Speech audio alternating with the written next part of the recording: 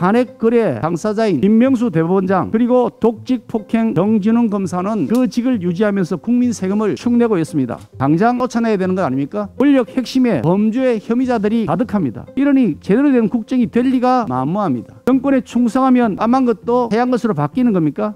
문재인 정권은 거짓말쟁이 대법원장을 앞장세워서 판사 탄핵 거래를 시도하고 채널A 검언 유착 사건을 조작해 만들어낸 다음 검찰을 장악하려 했지만 결국 진실이 이 정권이 조작한 가짜뉴스를 이겼습니다. 임성건 전 부장판사는 재판거래 의혹 관련 2심에서도 무죄를 선고받았고 채널A 기자가 1심에서 무죄를 선고받은 것에 비하여 몸을 날려가면서 한동훈 검사의 휴대전화를 빼앗으려 했던 정진웅 검사 독직 폭행으로 집행유예 판결을 선고받았습니다. 징역형의 집행유예 판결을 선고받은 것입니다. 제 아무리 솥을 푸는 권력을 휘두른다고 하더라도 진실은 언젠가 밝혀진다는 사실을 다시 한번 이 사건이 알려주고 있습니다.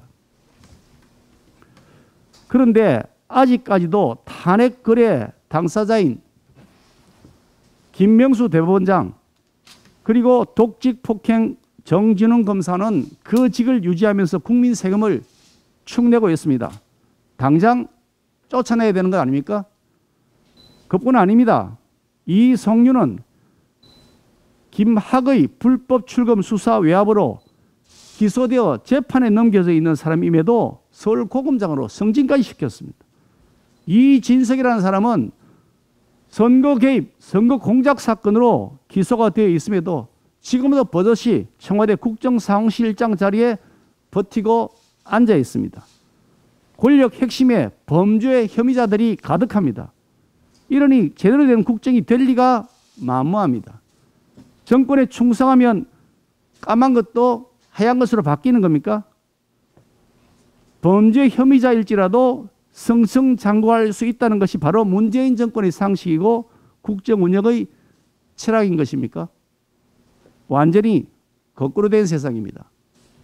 문재인 정권은 지난 4년간 권력을 동원해서 정권 핵심 인사에 대한 재판을 지연시키고 친정권 정치판사 앞세워 판사들을 줄 세우고 법무장관 앞세워 권력비리 수사하는 검찰총장을 무리하게 내어 쫓았다고 하는 비난에 직면해 있습니다. 사법농단을 아무렇지도 않게 백주대낮에 마음대로 저질러 왔습니다.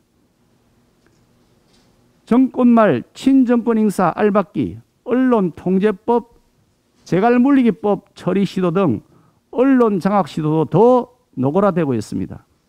하지만 사법부와 검찰의 장악 시도가 실패로 돌아갔듯이 언론 장악 시도도 결국은 실패로 돌아갈 것입니다. 정의와 상식이 반드시 이길 것이기 때문입니다. 문재인 대통령께서는 지금이라도 무리한 권력 장악 시도 국민들 앞에 사죄하고 당장 언론 장악 시도도 중단해 주실 것을 다시 한번 촉구합니다.